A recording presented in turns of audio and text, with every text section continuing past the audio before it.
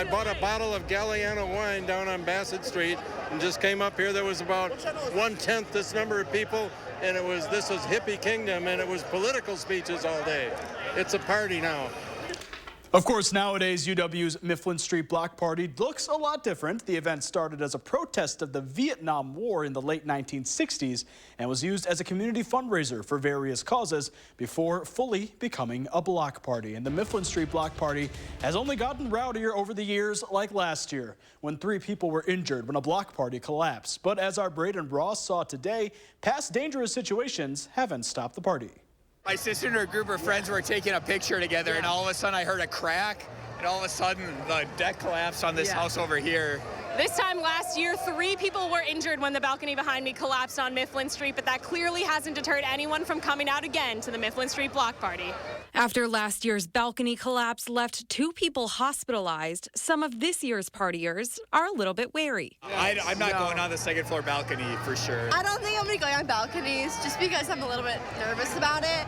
And I think last year really solidified that for me. Mifflin Street resident Charlie Bitter says he knows the danger of treacherous balconies all too well. My roommates upstairs were the ones who broke their back last year, so we're all very cautious and very careful on what we're doing this year. He says this year they're not taking any chances. We had the fire department come by this morning to make sure that we didn't have anyone on our porch because it's considered condemned by the city. We put caution tape around the outside. It's been an interesting day. So far, so good. We've been able to keep everyone off our porch. City officials yesterday urging partiers to use caution when it comes to balconies. Many of these structures are nearing 100 years old. The balconies may have been replaced over time.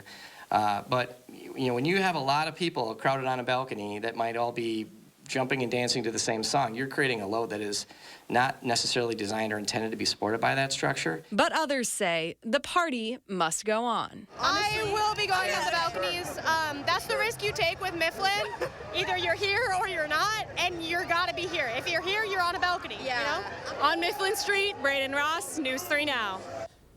And at this point, no injuries or property damage have been reported at this year's block party. You can stay up to date on channel3000.com to see if that changes.